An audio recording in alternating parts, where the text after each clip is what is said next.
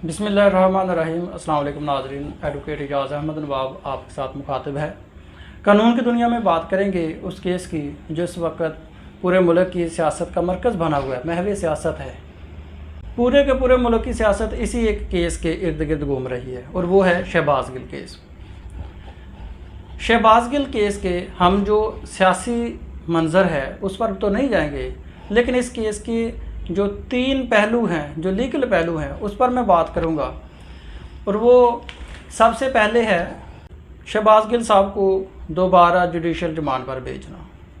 Number 2 कि दौरान judicial remand अगर शहबाज गिल साहब किसी का नाम ले लेते हैं, कोई एतराफ़ी बयान रिकॉर्ड करवा लेते हैं, कोई इंकशाफ करते हैं, तो उसकी लीगल वैल्यू क्या होगी, कानून की दुनिया में उसको किस तरह से परखा जाएगा।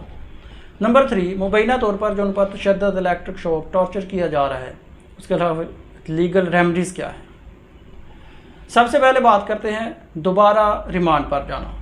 तो ये हमारी जुडिशरी में, हमारे प्रोफेशन में ये एक रेयर एग्जांपल है कि कॉम्पिटेंट अथॉरिटी ने, जुडिशल मजिस्ट्रेट साहब ने एक बंदे को फिजिकल रिमांड से जुडिशल रिमांड में कन्वर्ट कर दिया, यानी कि एक बंदे को जेल भेज दिया।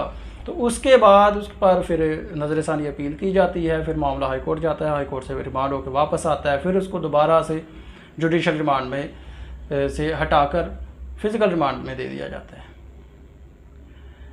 जुडिशल रिमांड और फिज़िकल रिमांड में जो मेन डिफरेंस है, जो जिस पर जंग लड़ी जा रही है, वो ये होती है कि जब बंदा को जुडिशल रिमांड में दे दिया जाता है तो बंदा ज़मानत करवा सकता है, जबकि फिज़िकल रिमांड में ज़मानत नहीं की जा सकती।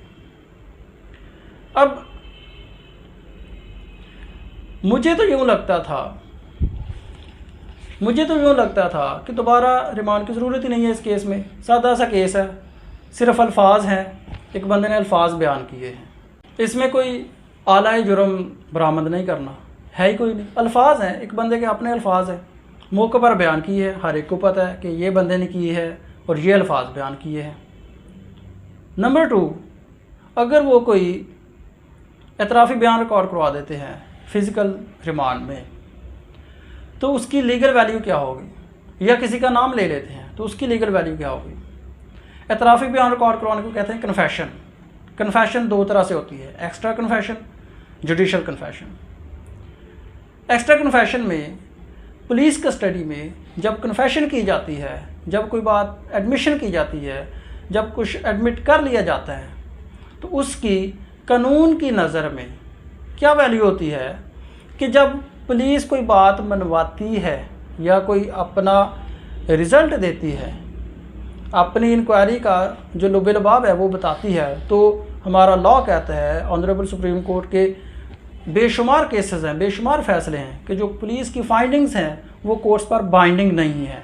अलबत्ता उनको अगर साबित किया जाए थ्रू प्रॉपर प्रूफ एविडेंस, तो फिर उस पर सज़ा हो सकती है। जब तक कॉपरेटिव पीस ऑफ एविडेंस नहीं होगा, कोई तायीदी शहादत नहीं होगी, तब तक उसकी कोई लीगल वैल्यू नहीं है।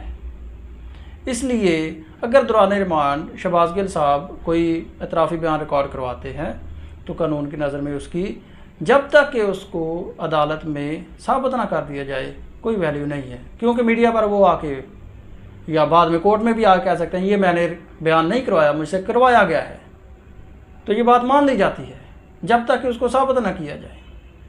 और अगर किसी का नाम ले लिया जाता है पहले नंबर पे, तो इस केस में किसी का नाम लेना बनता ही नहीं, क्योंकि मोबाइल बरामद करके सिर्फ ये देखना है कि कॉल्स किसने की हैं।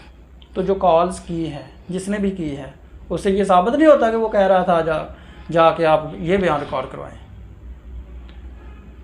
अब बात है कि इसकी लीगल वैल्यू, जो कन्फेशनल स्टेटमेंट होनी है, उसकी तो लीगल वैल्यू कोई होनी नहीं जब तक कि उसको साबित नहीं कर दिया जाता। उसके बाद जो मामला है टॉर्चर का, इलेक्ट्रिक शॉक्स का, तशद्दुद का, बकौल PTI रहनुमा मुबैना तौर पर जो पुलिस हिरासत में पुलिस की तरफ से किया जा रहा है ताकि इमरान खान साहब के ख़िलाफ़ जो बयान है वो रिकॉर्ड करवाया जा सके, तो उसके ख़िलाफ़ कानून ने एक प्रोसेस दिया है, प्रोसीजर दिया है, कानून ने रेमेडी प्रोवाइड की है, और वो है कि मेडिकल बोर्ड आप कॉन्स्टिट्यूट करवाएं।